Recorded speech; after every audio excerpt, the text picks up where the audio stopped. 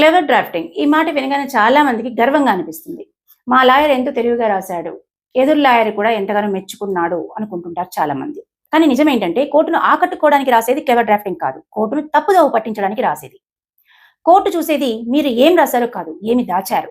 ఉదాహరణకి same dispute ఉన్నటువంటి case వేరే కోర్టులో పెండింగ్ లో ఉందనుకోండి, లేదా అక్కడ డిసైడ్ అయిపోయింది అనుకోండి, దాన్ని దాచిపెట్టి కోర్టు దృష్టికి తీసుకురాకుండా ఉంటే అది క్లెవర్ డ్రాఫ్టింగ్ అవుతుంది. కొత్త ఫ్యాక్ట్స్ ని క్రియేట్ చేస్తే క్లెవర్ డ్రాఫ్టింగ్ అవుతుంది. లేదా ఏదైనా ప్రాపర్టీకి సంబంధించి టైటిల్ డిస్ప్యూట్ ఉన్నప్పుడు మేమే పొజిషన్ లో ఉన్నాము అని చెప్పి ఇంజంక్షన్ సూట్ వేయడాన్ని క్లెవర్ డ్రాఫ్టింగ్ అంటారు. లేదా లిమిటేషన్ బార్ అయింది, ఆ విషయాన్ని స్కిప్ చేస్తూ డేట్స్ కాజ్ ఆఫ్ యాక్షన్ మార్చేయడం క్లెవర్ డ్రాఫ్టింగ్ అంటారు. రిలీఫ్ మార్చి సేమ్ ఇష్యూ మళ్ళీ కోర్టు ముందుకు తీసుకురావడం క్లెవర్ డ్రాఫ్టింగ్ అంటారు. సో ఇవన్నీ కోర్టు దృష్టిలో క్లెవర్ డ్రాఫ్టింగ్ గానే పరిగణిస్తారు. అయితే దాన్ని కోర్టు ఎలా గుర్తిస్తుంది అంటే, ఫ్యాక్ట్స్ ఇల్యూషన్ ని క్రియేట్ చేస్తున్నాయి అని అనిపిస్తే కోర్టు అలర్ట్ అవుతుంది.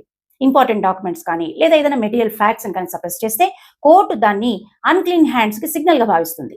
సెల్ఫ్ కాంట్రడిక్షన్ కానీ లేదా ఈవెంట్స్ మిస్ మ్యాచ్ అయితే కనుక దాన్ని డెఫినెట్ గా కేసు క్రెడిబిలిటీ డ్యామేజ్ అవుతుంది. సో కేసు గెలవాలంటే కావాల్సింది క్లెవర్ డ్రాఫ్టింగ్ కాదు, నిజాలు, వాటి ఆధారాలు.